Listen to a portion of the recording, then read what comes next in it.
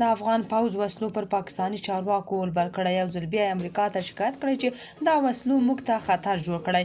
دا چې طالبانو څه ویلي نو جزئیات هم دلته وګورئ او چینل هم سبسکرایب کړئ. بلاول بوټو چې تر اوسه معلومه نه ده چې نر دی که ښځه د هند سره له جګړې وروسته امریکا ته د پاکستاني حکومت په استازیتوب تللی، هلته د دې پر ځای چې هند پسې وغږیږي برعکس افغانستان پسې غاپي.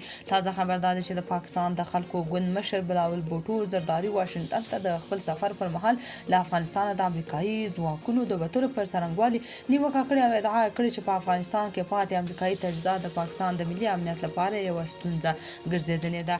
د INA خبري ویبپاڼې د راپور له مخې بلاول بوټو زرداري چې په دې وروستیو کې امریکا ته سفر کړی وایي ټاکل شوې ده له امریکایي چارواکو سره د افغانستان په تړاو خبرې اترې وکړي.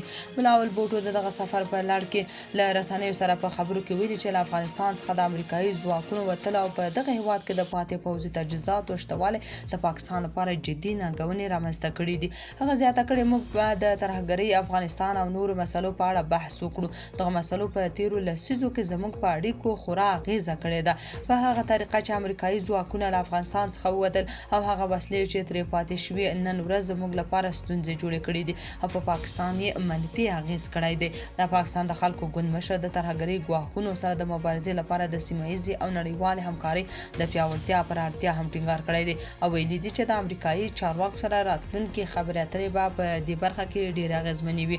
بلاول بوټو زرداري وویل موږ د کابل له سقوط وروسته د وضعیت او پاتې ګواښونو سره د مقابلې لپاره لا زیاتو سیمه ییزو او نړیوالو همکاریو ته اړتیا لرو.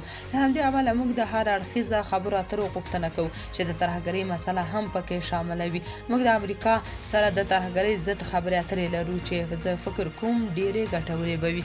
طالبانو بیا ویلي چې یادې وسلې غنیمت دي او د اسلامي امارت ډیپوګانو کې شتون لري او د یو مسؤل حکومت په توګه ښه ساتنه کوي. د طالبانو په وینا چې پاکستان د افغانستان د بدنامولو هڅه نه کوي.